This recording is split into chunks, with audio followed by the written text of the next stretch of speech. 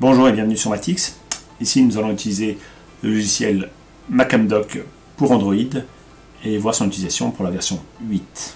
Donc je vais d'abord lancer Macamdoc. Donc ici Macamdoc se lance et vous propose directement de scanner un QR code que je vais scanner ici. Voilà. Donc là moi j'ai demandé une option à Macamdoc, c'est de ne pas utiliser l'appareil photo tout de suite. Donc je peux changer bien sûr ces options. Alors pour changer ces options, on va cliquer en haut à droite sur la petite roue dentée et pour arriver sur les options. Donc on a l'option haute résolution qu'on peut valider ou dévalider. L'appareil photo au démarrage donc était décoché, donc là je peux le cocher à la rigueur. Supprimer les photos à la fermeture, c'est-à-dire que toutes les photos qui auront été prises par l'application vont être automatiquement supprimées dès que je quitte l'application pour faire de la place par exemple. Et le mode rafale. Le mode rafale permet d'ajouter un bouton supplémentaire en bas. Ici, j'ai juste le bouton galerie, hein, on voit bien les images qui sont tout en bas. Si j'active le mode rafale, je me retrouve avec deux boutons. Un bouton à droite qui est le mode rafale et le bouton à gauche qui reste le bouton galerie.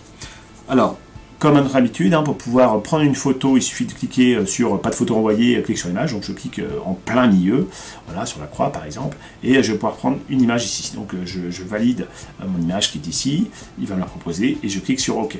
Donc là, comme à l'habitude, il y a un envoi qui est fait, et il va se retrouver automatiquement sur la partie à droite. Là, je vais pouvoir utiliser les boutons à gauche et à droite qui permettent de faire tourner l'image. Donc si je fais tourner l'image, ici j'ai rotation vers la droite et on retrouve bien le résultat de l'autre côté. Et puis je peux faire dans l'autre sens, rotation de l'image. Voilà. Donc maintenant je vais vous montrer le mode rafale, comment il fonctionne.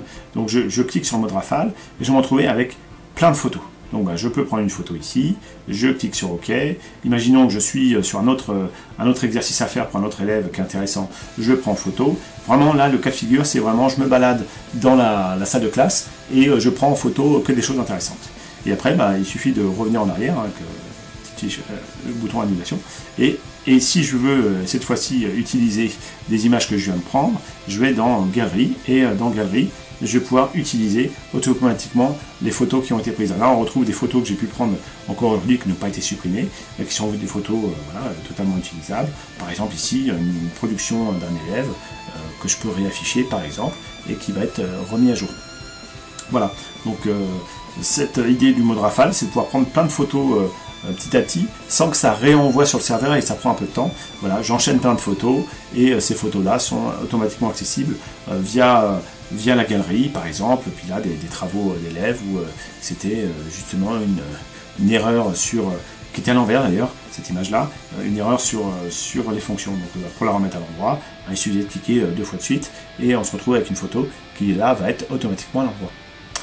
Voilà, donc on a des options à régulariser. Donc là je vais enlever le mode rafale parce qu'il ne m'intéresse pas, et l'appareil photo au démarrage qui pour l'instant ne m'intéresse pas.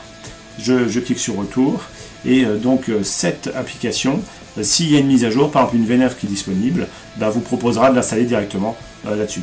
Voilà, merci à tous.